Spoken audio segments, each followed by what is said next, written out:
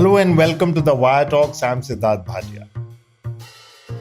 On the 21st of February, Seattle became the first city in the United States to explicitly ban discrimination on the basis of caste after the city council passed an ordinance. The ordinance was introduced by council member Kshama Sawant, who called it profound and historic. Sawant, who grew up in Mumbai, moved to the US and completed a Ph.D. in economics from North Carolina State University. She is a member of the Socialist Alternative, the first and only member of the party to be elected into public office. She has been a council member since 2014 and won a historic victory in 2015 when she successfully pushed for a minimum wage in the city of Seattle of $15 an hour. In California, meanwhile, a Cisco employee who alleged discrimination on account of his caste status is fighting a court case. This case highlighted how caste is subtly used to discriminate against the so-called lower castes, even in the United States, and it led to many universities banning it. After the city council's decision, Sawant expressed the hope that other cities would follow. But the move was severely criticized by groups such as the Hindu American Foundation and the Vishwa Hindu Parishad, which has said that it demonized Hindus. Sawant joins us today to discuss this historic step. Welcome to the Wire Talks, Kshama Sawant. Thank you for having me, Sidharth. You're the first socialist to win a citywide election in Seattle in almost a century. That was in 2014. And in these 10 years, you have won elections to the council each time you stood. What is it that convinces voters to support a socialist in a city that has so many large tech companies and presumably tech employees? Yes, I was first elected in 2013. I took office in 2014. And now in December, I will have served on the council for near a decade, a full decade. And as you said, I have won 4 elections. And the reason we have won these elections and the reason the majority of the voters have consistently supported an open socialist and not, much less a Marxist. I've been openly a Marxist, and our organization, Socialist Alternative, is very open about our politics. The reason we have won, despite all the demonizing of the ideas of socialism, and not even that, in fact, even the massive opposition there has been from the bosses of the tech sector, the billionaire class, billionaires like Jeff Bezos, the reason we have won despite all of that is because we have successfully put forward an agenda, a program of demands that resonates with the vast majority of people. We don't demand that they agree on every aspect of our analysis as socialists or as Marxists. But for example, in 2013, when we ran our first campaign for city council, it became enormously popular among working people because we talked about the need for a $15 an hour minimum wage in a city where 100,000 workers were making wages below the poverty line. The campaign was embraced by the majority of the working class because we brought up the question of rent control, because this is a city, and in fact, this is true in every metropolitan area in the United States. It's a city with skyrocketing rents, and we were the only ones talking about rent control and renters' rights. And the other main demand we brought up was the need to tax the billionaire bosses to fund affordable housing and other needs of our city. And, contrary to the conventional logic of politics, and this is not just true about the United States, this is true in many parts of the world, the conventional logic of establishment style politics is that you don't rock the boat, you don't say anything controversial, and that your preoccupation should be to make yourself liked by the powers that be. Make sure you pay your respects to the wealthiest people, to the political establishment, and make sure they are happy. But actually, that logic prevents you from building links with working class people. And so we threw the conventional rule book out the window, and we boldly campaigned on a working class program each time. That is what has allowed us to win election after election. You mentioned demonization by the billionaire class and presumably the business class in general. And you actually mentioned Jeff Bezos, and from what I understand and what I read, Amazon or he personally funded a campaign against you. This is what I read. Don't normal Americans also get nervous when they hear the word socialist, much less Marxist? It used to be that way, but that was for the baby boom, what the so-called baby boom or era, people who were young in during the old Cold War era, when there was the Soviet Union and the United States, and those were the two poles, and there was a lot of anti-socialist, anti-Marxist rhetoric at that time. But now we are living in a world where, for the vast majority of young people in America, and we're talking about tens of millions of people, it's not just the question of Seattle. There is the most predominant feeling for young people is that the current system, capitalism, is not working for them. Think of how the world looks from the eyes of somebody who is 20 years old or 30 years old. All they have seen is crisis after crisis after crisis. Most young people in America, for example, fall into what's now becoming coming to be called as the downwardly mobile generation, meaning that even if you grew up in a family where your parents had somewhat decent standards of living, you're not able to replicate those standards of living because the world right now, in the crisis of capitalism, is simply not giving you those options. Even if you work hard in school, you go to college, you end up accumulating tens of thousands of dollars of student debt just to get a college degree. You don't get a job. For the most part, people are not getting jobs that are able to give them a decent standard of living, pay the rent that they need to pay, and pay the interest and the principal on the student loan. So it's a massive crisis for the vast majority of young people, and then not to mention a huge section of the working class, especially people of color, immigrant community workers, who just don't get by. But I should also say, the popularity of our demands and the way we have used a fighting strategy to win our campaigns, and also to win the $15 an hour minimum wage, as you mentioned, and also the Amazon tax, a tax on big business to fund affordable housing. The popularity of these demands is not just with low income people, it's with tech sector workers. So there's a very clear class based contrast on who's on which side. So as you said, billionaires like Jeff Bezos, who own the assets in Amazon, they were completely opposed to us. And in fact, you're completely right. They directly spent millions of dollars trying to defeat us.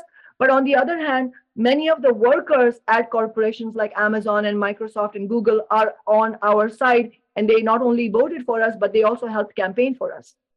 So, Kshama, from what I pick up here, and is that the young American today, people of color, especially women, especially minorities of different kinds, but everyone else too, feels that they are being completely, they have no options in life if this kind of system continues.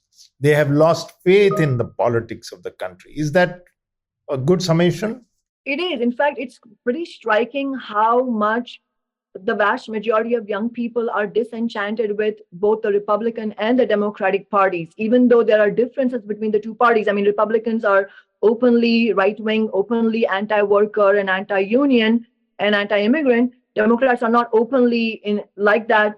At the end of the day, though, the two parties agree on a very fundamental point, which is that they are both servants of the interests of Wall Street, interests of the wealthy. And so young people are very disenchanted by those ideas, and they are frustrated and angry with corporate politics, and that they're looking for different. They're looking for an alternative type of agenda. And in fact, that's also linked with the huge rise in popularity of unions and unionizing. So over the last 3-4 years, there's been an unprecedented rise in union drives. In fact, right now, there's a very important union drive going on at Amazon warehouses.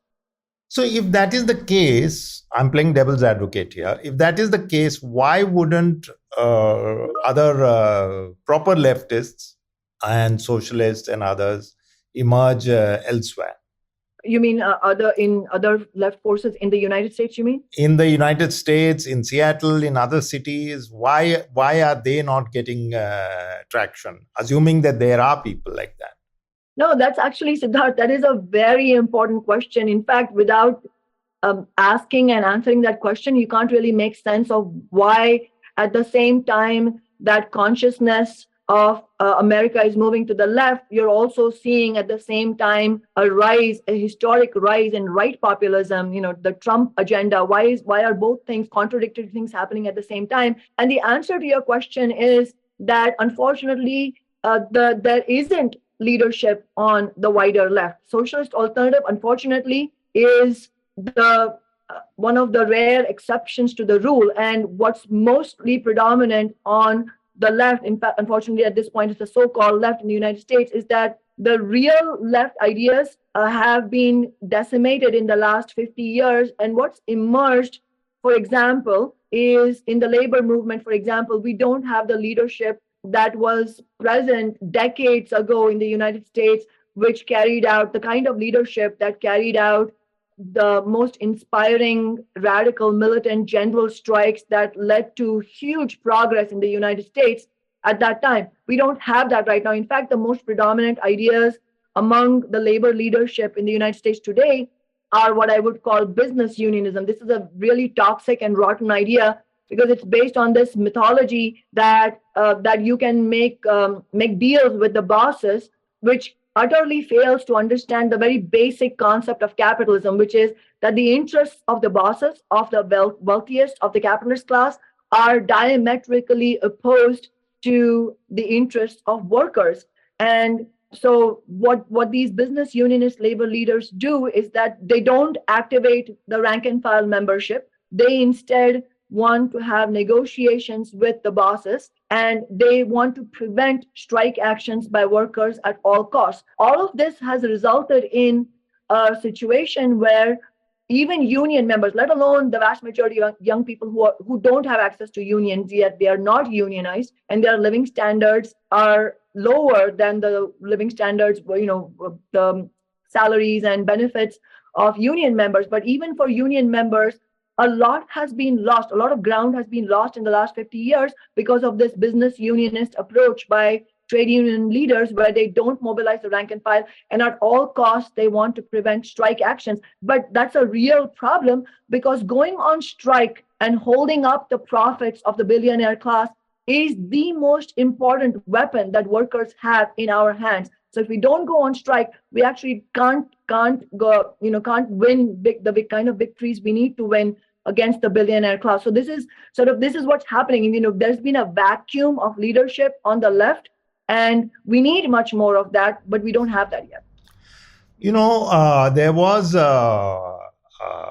There was a strike in Amazon, if I recall, and they did unionize in the end. And there are slowly tech unions. I may be factually slightly wrong, so please correct it. But unions are emerging in tech companies also, aren't they?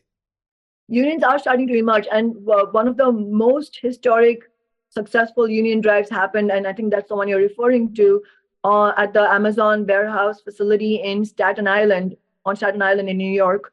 And that was the first union ever in the Amazon Corporation in the United States. And as I said, We Are Socialist Alternative is leading a union drive at the Amazon's largest air hub.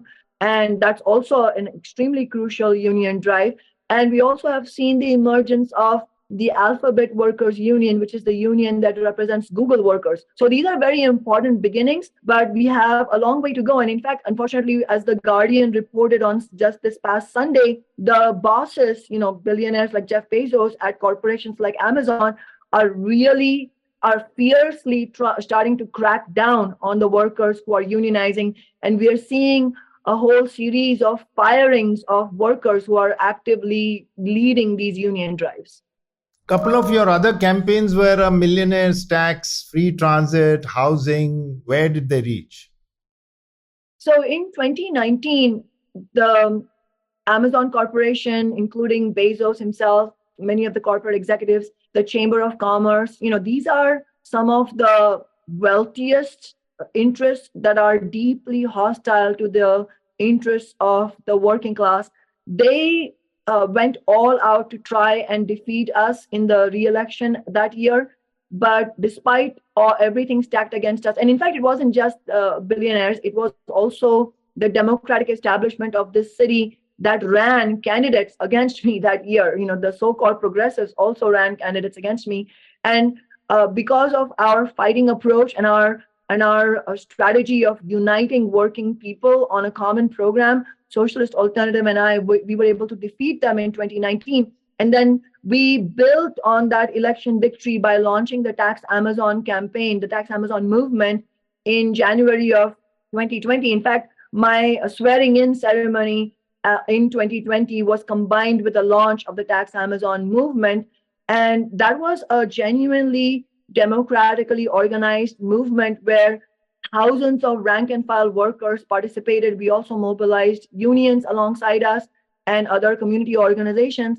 And we were able to win a historic, what we called the Amazon tax, but you're exactly right. It was a tax on the multimillionaires and the billionaires in order to fund affordable housing and other Green New Deal programs. And that actually has become one of the backbones of the city's budget, as it turns out, because of the COVID recession and other factors. And as far as renters' rights are concerned, we have not won rent control yet, but we have won a whole series of renters' rights. Just to give you a couple of examples, and there's too many for me to mention here because we've won, as I said, many renters' rights victories in the last 10 years. But some of the most crucial ones are one, the law that mandates that landlords have to give their tenants 6 months notice before they increase the rent.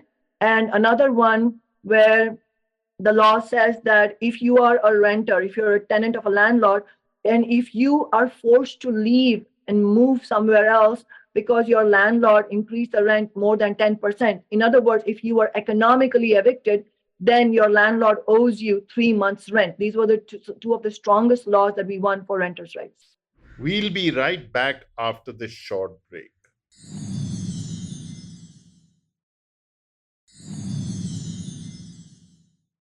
Welcome back to the Wire Talks. Now, coming to your latest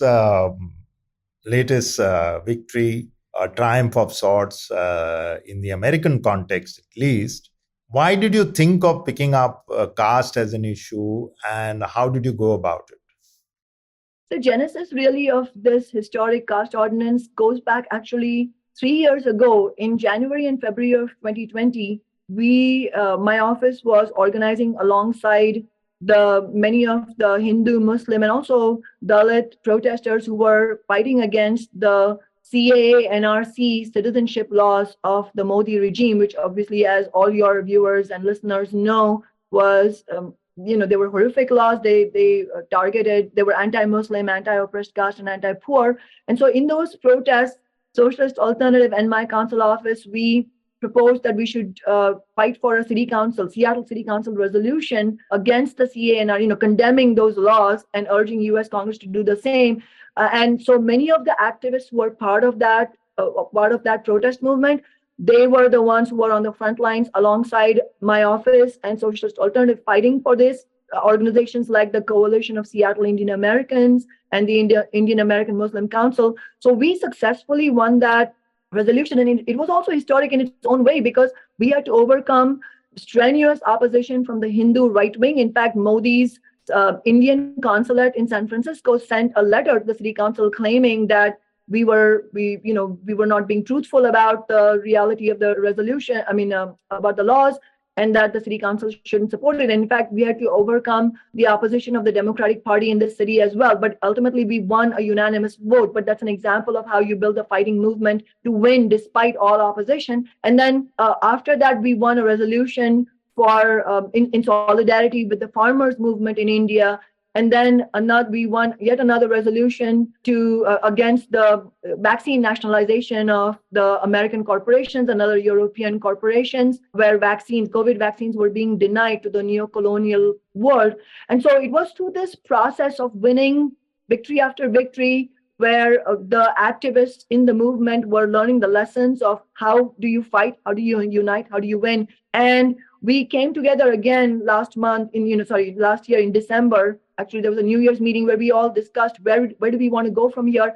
And it was clear that many of them, especially the Dalit-led organizations, they were talking about how we need to win a major victory related to caste discrimination in the United States, which has become a serious issue now as the concentration of South Asian immigrant workers has increased. And so it was through that process that we decided this was the next fight to ban caste discrimination in Seattle. Seattle first and then the rest of the country kind of thing. That this is how you decided to pitch it, right?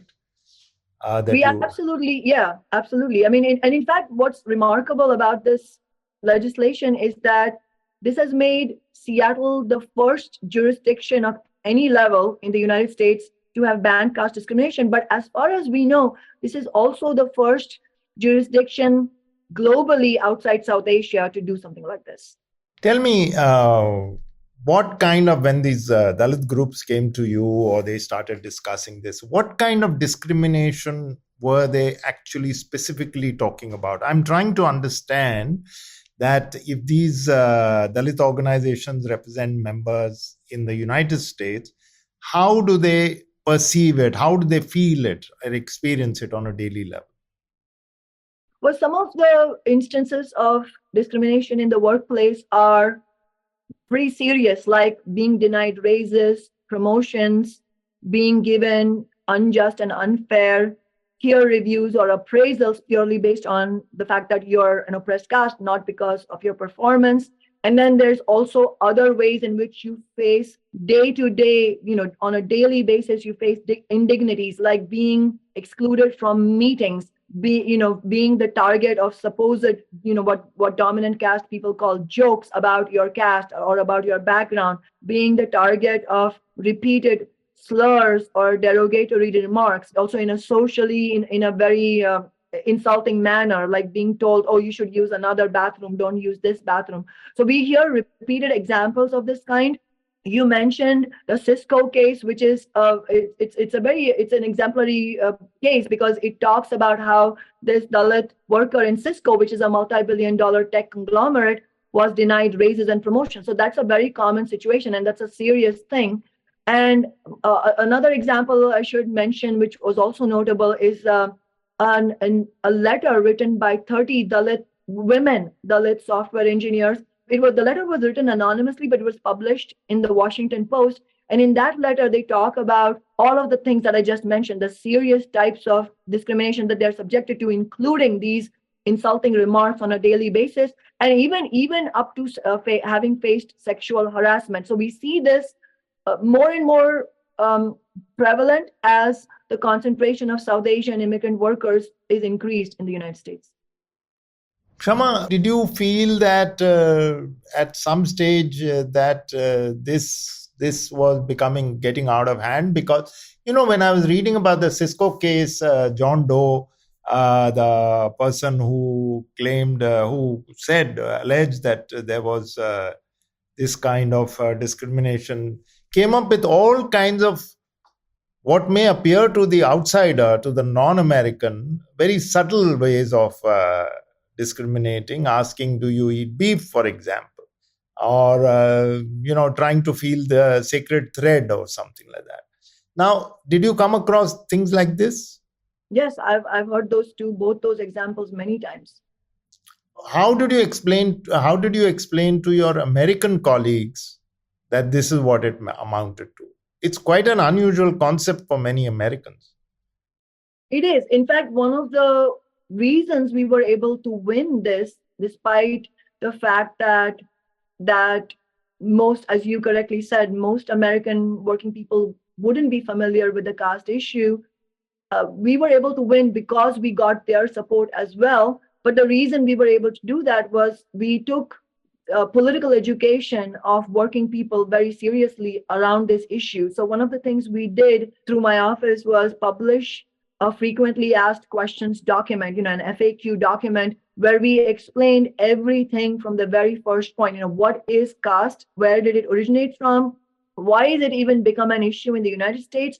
Who faces it? What does it look like? But the most important component, I think, of all this, obviously we had to familiarize working people with all of these questions, but also I think the most important thing was to explain how there is a common thread running between caste discrimination and other types of discrimination, say discrimination on the basis of your gender, being a woman, or discrimination on the basis of race, racism and racial discrimination, which are much more commonly understood by American workers. And we explained that ultimately all these different types of oppression are related to, and they come from a class divided society, a class based society like capitalism.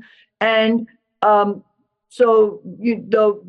fight against racial discrimination or sexism in the workplace, misogyny in the workplace, is linked to the fight against other types of discrimination as well, and that we have to all be united on that basis. So we explain this in the context of just tens of millions of people having marched in the Black Lives Matter movement only 2.5 years ago. So it made sense to people that this is related to our fight as well, and that we should all be in solidarity about this.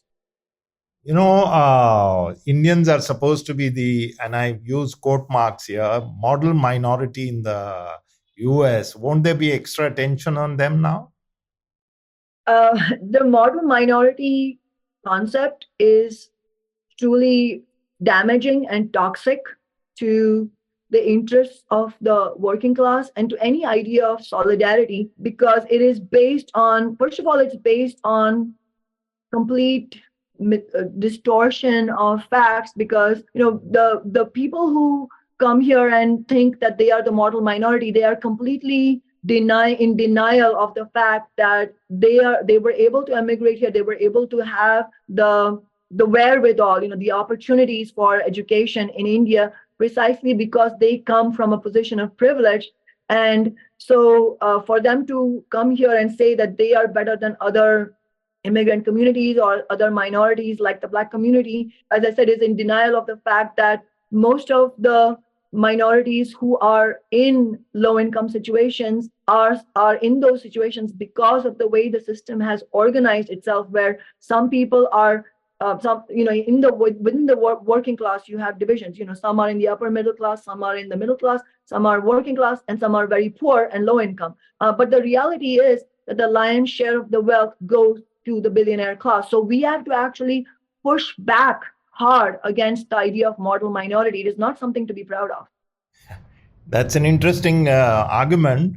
And personally, I've always felt that the model minority is a upper middle class privilege concept, but I waited for you to say, and it doesn't take into account the burger flippers who are hidden underneath the radar, so to speak, below the radar, who find it very, very difficult to join this privilege set. The Hindu American Foundation has really come out very, very strongly against you and against the caste status, the passing of the ordinance. What are they saying, and have they reached out to you, and what are you saying to them? They are saying that you are needlessly drawing attention upon to Hindus. Well, the first thing to note is that the Hindu American Foundation and the other organization, the Coalition of Hindus of North America, these are far-right organizations. So their position on this, it's not only that their position on this ordinance is on the right wing, all their positions are to the far right. So if you go to their websites, you can see that their agenda aligns very closely with the agenda of the Modi regime and the Bharatiya Janata Party and the idea of Hindu fundamentalism, Hindutva ideology. And so it's no surprise that they have opposed this. They have come out in opposition in California as well against the Cisco case, for example. And so it's no surprise. We expected that they would oppose this ordinance. And as far as their idea that this is anti-Hindu, I mean, this is not a new idea, that any measure of progress for oppressed minorities being anti some religion they didn't invent this talking point. In fact, it is a right-wing talking point, and it is universally used by the right wing globally. So just to give you another example, in the US, when there's been, in the last 20 years, there's been a real momentum towards LGBTQ rights. And at that time, we've often heard right-wing Christian people saying, well, if I'm a Christian business owner, then I have the right to deny services to LGBTQ people because that's what my religion demands. But we don't accept this. Every progressive knows that that's a right-wing position, and that of course we respect every religion, but that religion cannot be used as an excuse to abuse or discriminate against any human being. So that's the whole point that is real, that applies here as well. Protecting or fighting for people who are facing real oppression is not anti any other person. In fact, it makes all of society better. And in fact, I would ask the people who make these claims, I would ask them, would they have us roll back the progress that has been made for women's rights because that supposedly is anti-man? Obviously not. Most of us are going to want a society that actually keeps progressing on women's rights. It's the same thing applies here as well. And ultimately, the thing to remember about this, the thing to note about the caste ordinance that we won is that who was on our side and who wasn't, those lines were clearly drawn. I mean, who was on our side? It was obviously the Dalit-led organization, the Ambedkarite organizations, of course, but it wasn't only them. It was also dominant caste Hindus. It was Muslims, Sikhs, socialist alternative, and other socialists like me. It was union members, the union of the Google Workers Union, the Alphabet Workers Union, they supported. Amnesty International USA supported it. Ashwini KP, who is the United Nations Special Rapporteur on Racism, who's based in Bangalore, actually, she was here to support this. We had Noam Chomsky, Cornel West, Arundhati Roy, all and hundreds of organizations supporting us. And then on the other side, who was it? It was Hindu American Foundation, Coalition of Hindus of North America, and as you said, Vishwa Hindu Parishad, which is obviously a far-right organization. And these are all Hindutva-based organizations. So you think there is, you want to roll it out to the rest of the country? Obviously, there will be some kind of pressure and pushback. Are you looking at a cultural war coming up among... It will.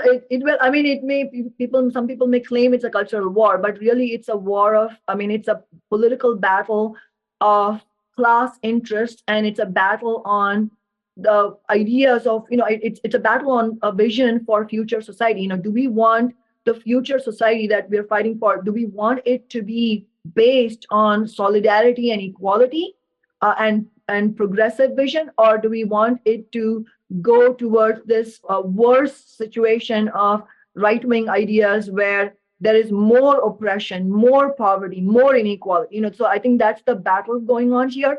And yes, absolutely, we want this to spread in other cities. But I will again say, to your point, you're exactly right. There will be opposition, and we should expect that not only from the Hindu and Modi aligned right wing, but it will also come from, like we saw in Seattle, from the Democratic establishment. And so if we are going to overcome that opposition, we will need the same kind of fighting movements in these other cities as we had to build here in Seattle to win in the first place. Okay, then I read somewhere that you have said you will leave politics at the end of this year, 2023. Is that true? And what comes next?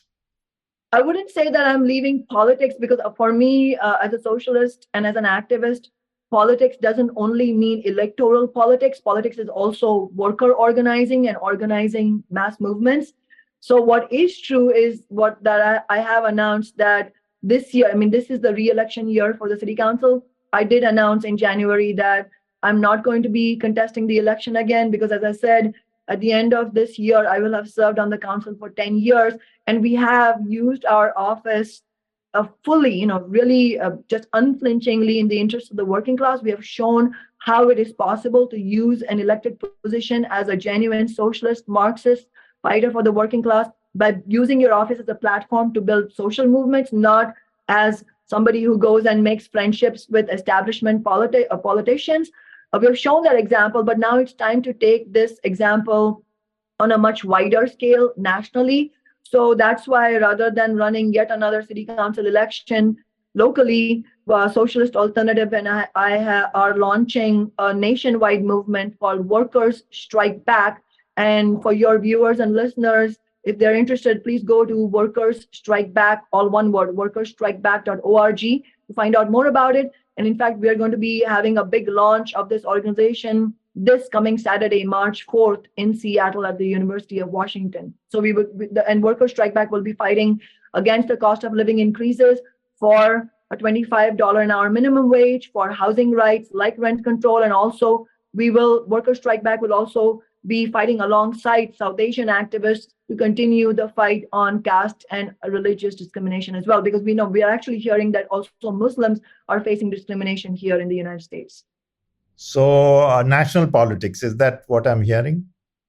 Yes, but it's not only about electoral politics. Like I said, we want to take these ideas of building a fighting strategy and building unity in the working class to the union movement as well, so that we want to help reinvigorate the labor movement as well and bring back some of the best and proudest ideas of militant rank and file organizing.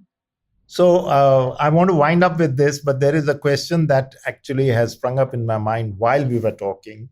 Are there youngsters who come up to you to say, I want to become a socialist, what do I do? Yes, a lot, actually. It happens all the time.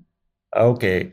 Well, thank you very much. And I was interested to hear that you had said that there was solidarity from India too. There's a lot more happening here, and I'm sure you're quite aware of it. That was Kshama Sawant, city councillor in Seattle, who has just led a battle against caste discrimination in her city. And it's the first time any city has completely outlawed caste discrimination. You heard what she said about how it shows up in very, very nasty and sometimes subtle ways.